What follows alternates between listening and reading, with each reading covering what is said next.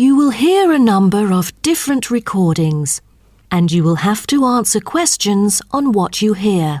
There will be time for you to read the instructions and questions, and you will have a chance to check your work.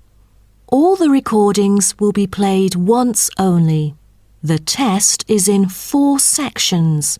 At the end of the test, you will be given 10 minutes to transfer your answers to an answer sheet. Now turn to Section 1. Section 1. You will hear a conversation between a printing company employee and a customer. First, you have some time to look at questions 1 to 5.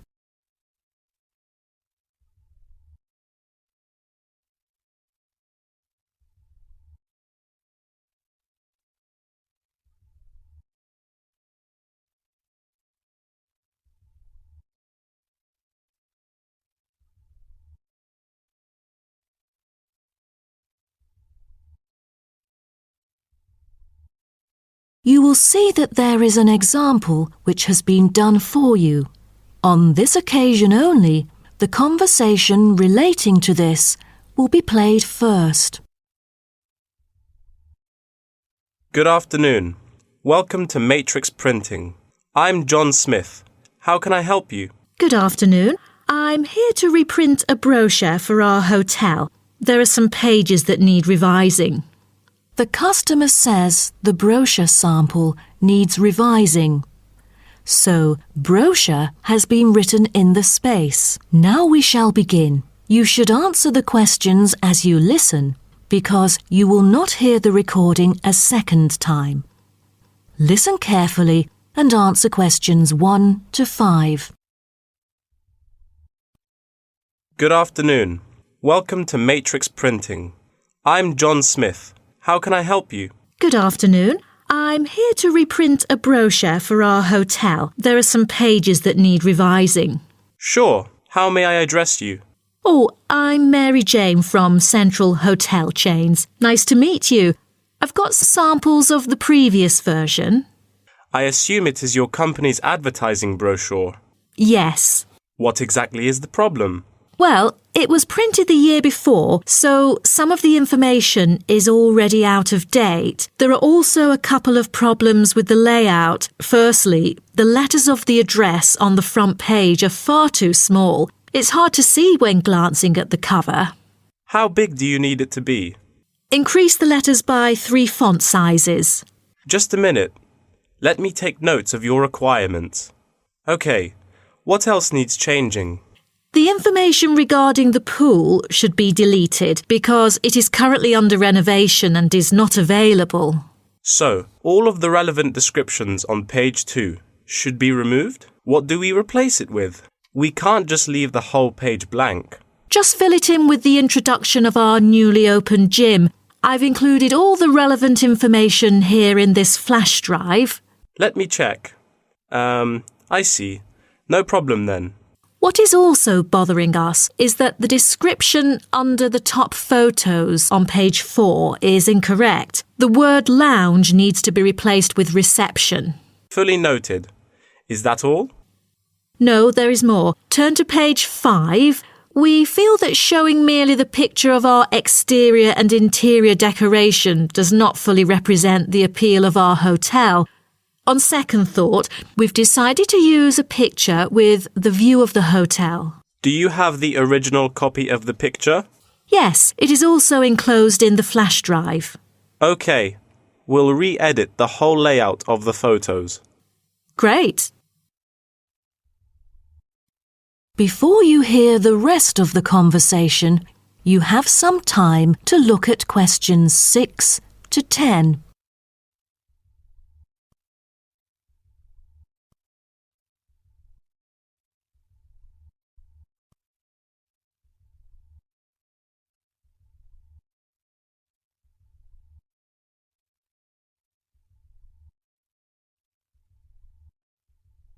Now listen and answer questions 6 to 10. Let's turn to the next page. Yes. What's wrong with that? It seems perfectly fine to me. At first sight, it seems fine, but according to the feedback of the customers, the prices do not stand out. So, we want to change the print from black to red to make it pop out. Okay, I've made notes of all of your requests. Is there anything else? I appreciate it. Just one final request. Could you translate the whole brochure into Spanish? We have customers worldwide, you know, especially those from Latin countries. No problem. What about other languages, like Japanese, Chinese, or German? These are our most popular target languages. I have to ask the manager about the Chinese version. There's been a surging number of Chinese clients during recent years. However, we don't need German or Japanese translations, as we currently don't have many customers from those two countries. Sure.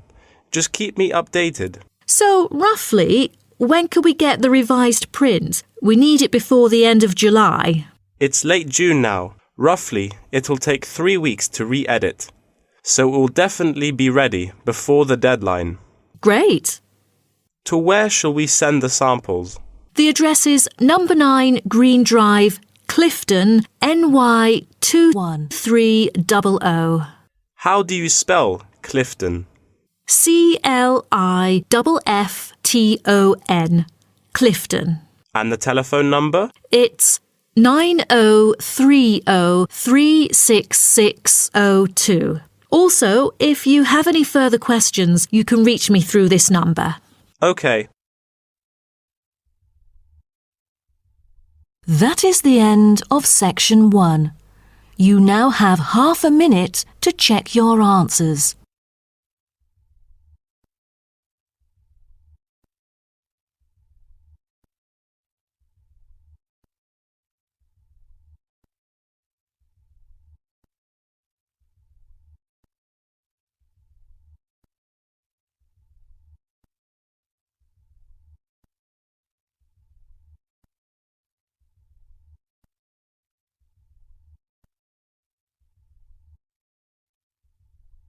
Now turn to section 2. Section 2.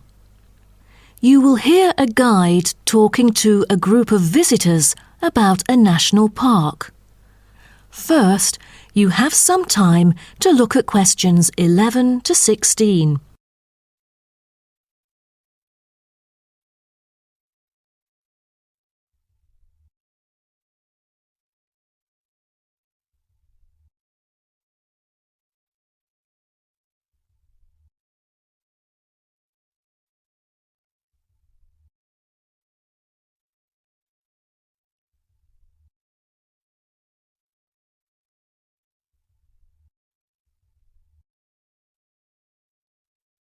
Now listen carefully and answer questions 11 to 16.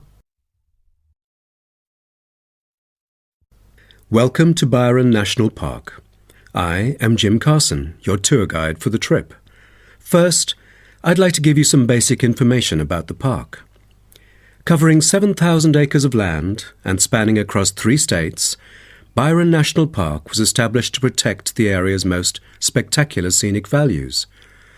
With unique geological features, natural history, and native plant and animal life, it is an ideal destination for recreation as well as research purposes. The park has a breathtaking waterfall connecting the longest river in the country, but it is most renowned for having the largest subtropical rainforest worldwide. There are many layers of tall, medium, and low vegetation growing with seasonal variations in the park. It is a place where the air seems green. Ardent hikers can find an awesome array of options here. Apart from the dense green rainforest, tourists can also hike along the mountain trail. Despite the stunning view, taking photos is not advised on the way up, I'm afraid, as one might get distracted and the narrow trail by the sheer cliff is quite dangerous. When you reach the top of the mountain, there is nothing better than having a picnic under the trees with your family. Accompanied mostly by wildlife, walkers as well as cyclists may find the bush track a good choice for having a tranquil time to themselves.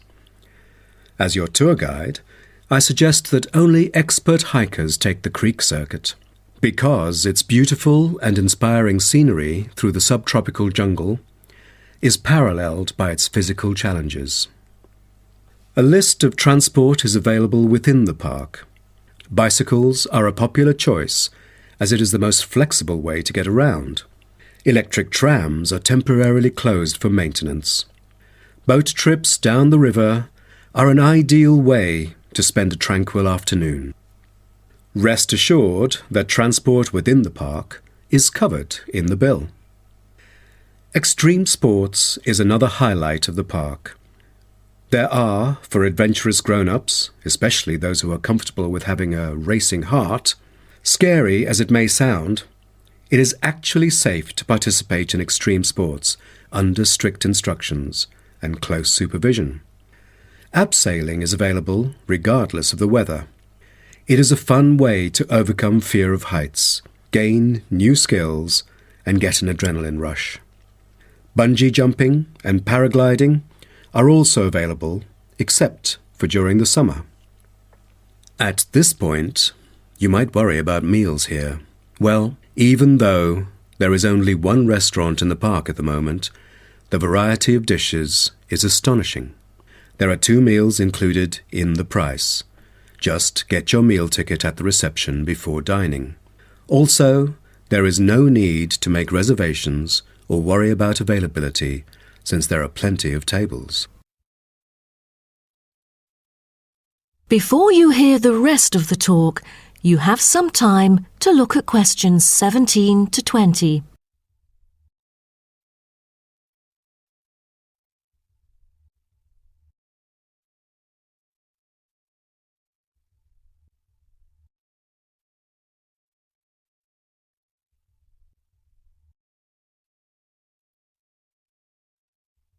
Now listen and answer questions 17 to 20. During your stay here, you might want to know what there is to do. Let's turn to the plan so I can familiarize you with the layout of the park. Most tourists would choose to stay in our guest house, located in the southeast corner. It features 63 tastefully appointed guest rooms, many of which offer spectacular views of the park. You'll find a home away from home at our guest house. But for those who want to experience the natural beauty up close, there is also a campsite. When you get out of the guest house, go straight ahead, turn right at the end of the road. To your left, there is a campsite amongst the trees where you could spend a night under the stars together with owls and chipmunks. If you look at the top left of the plan, you will notice a picnic area. You can either bring your own food, or we can deliver food to you. Barbecue is an option. The business centre is situated directly opposite the picnic area. It provides flexible, fully serviced offices, conferencing suites, meeting rooms, and is equipped with the latest multimedia facilities. Wired, as well as wireless, high-speed internet is available within the entire premises. The centre is designed to cater to both individual travellers and corporate groups. Visitors can also go to the museum, which holds a vast collection that exhibits local history and a natural habitat.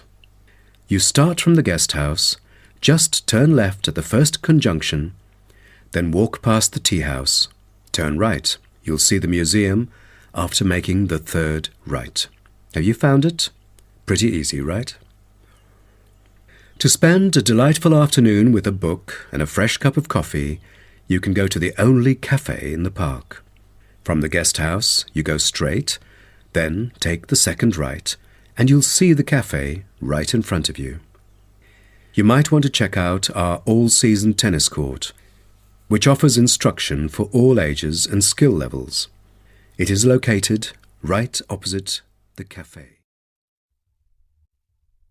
That is the end of section 2. You now have half a minute to check your answers.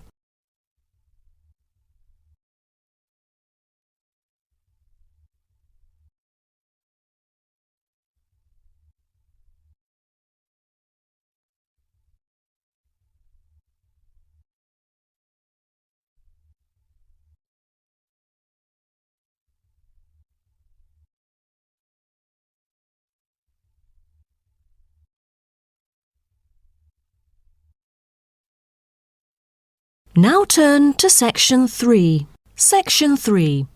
You will hear two students called Helen and Paul talking to their tutor about a nursing course. First, you have some time to look at questions 21 to 24.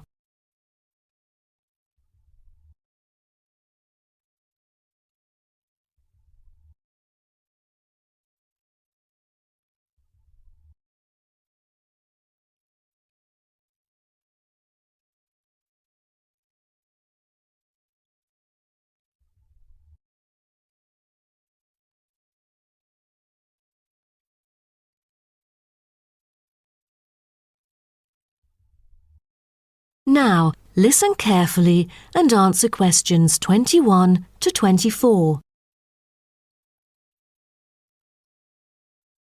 Helen and Paul, congratulations to you both for doing so well the past semester. You two have exhibited an impeccable performance during your first year in the nursing program. I'd like to get some feedback from the two of you to better improve the program and to provide guidance for our prospective students. I'd like to start with you, Helen. So, first of all, which aspect of the program impressed you? Well, to be honest, when I was enrolled into the course, I was expecting a group of classmates my age. But as I stepped into the classroom for the first time, I was surprised by the diversity. Most were in their 20s, but there were also those in their 30s or even 40s. As it turns out, the intergenerational communication has sparked intense debate and new thinking, and I think that's something special about the programme that I appreciate very much. What about you, Paul? What do you think of the program? For me, the group project we carried out last semester is another key feature of the program. The whole class was divided into 8 different groups, working on 8 prospective cases. Team-building sessions were conducted in a collaborative way most of the time. Comprised of 5 members, our group studied acute pancreatitis. During the process, we broke the task into different parts and assigned them to each member. We were then able to tackle the complex problem by pooling our knowledge and skills. More importantly, stronger links were established between the group members. Because of the project, we've all become good friends. That's true. According to graduates, group projects prepare them for the work world in which teamwork and collaboration are increasingly the norm. So tell me, Paul, what else do you like about the program? I want to be a registered nurse working in a public hospital after graduation.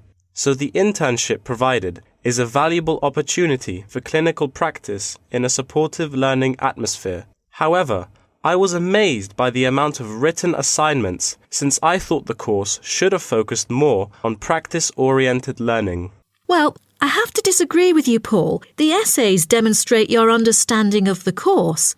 For me, writing essays is a process that involves critical thinking, which challenges me to develop my points more thoroughly. I thus managed to gain a diversity of perspectives. The program is designed to deliver basic and advanced theoretical knowledge of core concepts, including healthcare systems concepts, together with practicum or clinical practice experience to bridge the classroom content to the practice setting. So, I'm afraid written work is unavoidable. Also this year, we've added a module of law. How do you feel about that? At first, we felt that learning law is kind of redundant and too time-consuming. After a few sessions, we realised that it is necessary in dealing with future medical disputes.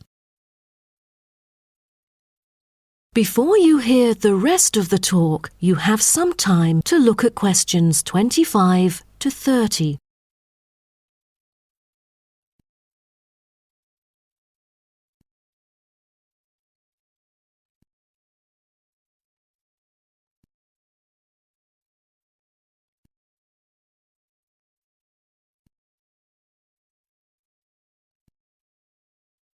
Now, listen and answer questions 25 to 30. Do you have any suggestions for prospective students?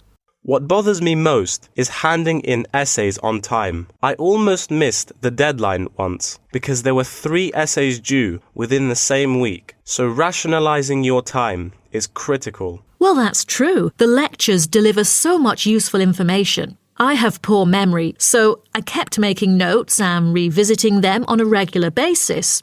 To my surprise, at the end of the semester, I have learnt the key concepts by heart. How was the research? I heard that it was quite challenging. How did you manage to overcome the difficulties? That's true. The majority of us had no clue how to carry out the research at first. Fortunately, when I was digging up reference materials at the library, I sought help from the librarian. She taught me about finding the appropriate resources and choosing the proper research methods. Have you checked out the online forum? Yes, it has become a habit for me to visit the forum regularly. In a sense, it extends classroom learning. It is where the students post academic problems that they come across and get support from the faculty members. Some of my classmates didn't do so well during the placement tests. I feel that background reading is necessary. Lastly, do you have anything to say to the freshmen? I was really ambitious at first, trying to get straight A's on my transcript. I made tons of notes and worked hard even on the optional assignments to get extra credit. I stressed myself out before having an emotional breakdown. After consulting my advisor, I found it important to set realistic goals. Don't push yourself too hard. It is wise to sort out your priorities. Thank you for coming here today and providing valuable feedback on the programme. Have a great summer break. That is the end of section 3. You now have half a minute to check your answers.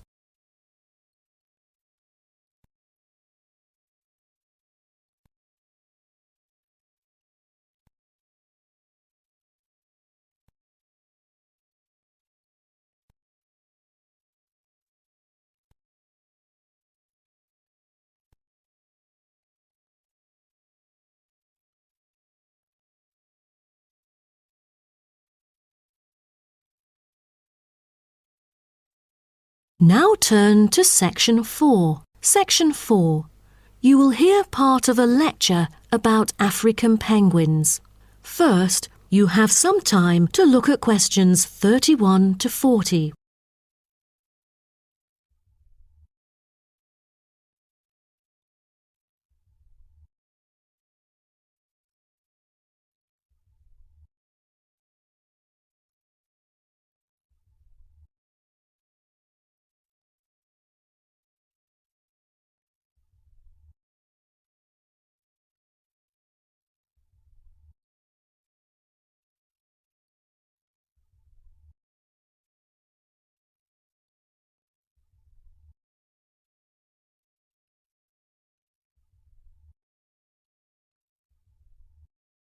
Now, listen carefully and answer questions 31 to 40. Good morning, everyone. Today's lecture is about a type of adorable animal, the penguin. When you think of penguins, you may picture them surrounded by snow and ice. But not all penguins live where it's cold. African penguins live in the southern tip of Africa. They are usually found within 40 kilometres of the shore and on a number of its surrounding islands. African penguins are also known as jackass penguins because they make donkey-like braying sounds to communicate. African penguins can keep their body temperature at a stable level, but their land habitat can get quite warm, so there are a number of ways for them to stay cool. They limit their daylight movements on breeding sites on land to early mornings and early evenings to avoid too much sun. The pink glands above their eyes can help them cope with the temperate climates. Like other penguins, African penguins spend most of the day feeding in the ocean, which also helps keep them cool. Being a type of small to medium-sized penguin species, African penguins average about 60 centimetres tall and weigh up to 3.6 kilograms. They have a black stripe and a pattern of unique black spots on their chest. Males are larger than females and have larger beaks. Even though they are categorised as birds, African penguins aren't able to fly because of their heavy bones. Their wings are more like flippers that make them particularly suited for life in the water. When they're on land, their flippers and their tails help them keep their balance and walk upright. African penguins begin to breed at the average age of 4. When a male and female pair up, they tend to breed together for the rest of their lives. Most other penguins nest and lay their eggs out in the open, but African penguins have a different approach. They dig holes under bushes out of their own excrement, called guano, so they are sheltered from the sun and predators. The African penguins survive on a diet that is comprised mainly of marine organisms. They feed primarily on fish like sardines, along with the occasional squid and shellfish. But when normal food is in short supply, they eat tree roots as well. The streamlined body of the African penguin allows it to move through the water like a rocket, capable of reaching a speed of around 20 kilometers per hour when hunting for food.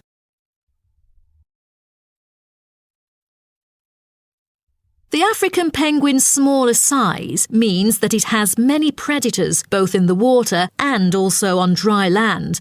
Their natural predators at sea include seals and sharks. The biggest threat to them on land is not just towards the adult penguins. The penguin chicks are sometimes taken by seagulls into the air and dropped from above.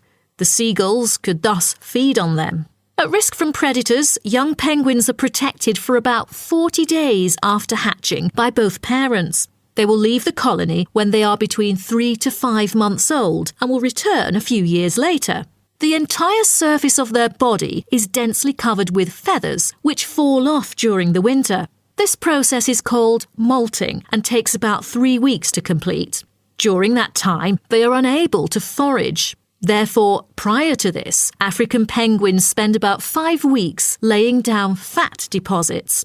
They generally live between 10 to 15 years. However, many do not reach their full lifespan. Their population has drastically declined. Approximately 120,000 African penguins remain in the wild, and their population has decreased by 90% in the past 60 years. They are considered to be vulnerable and have been listed as being endangered. 2 major factors have contributed to their decline. They are struggling for nesting space due to human disruption and competing for food due to overfishing and pollution. With the limited number of breeding pairs, survivorship becomes difficult for African penguins. This makes them especially vulnerable as environmental conditions change or an outbreak of a disease occurs. For instance, avian malaria has caused 27% of the captive breeding penguins' deaths annually. The more genetic diversity there is within a species, the higher the likelihood that at least some of the individuals will adapt and survive. That is the end of section 4. You now have half a minute to check your answers.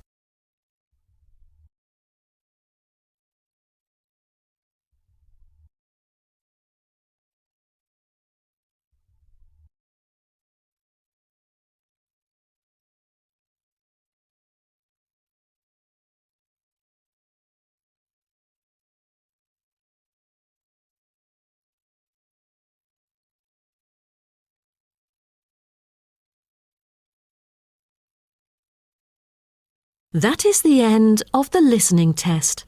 In the Ielts test, you will now have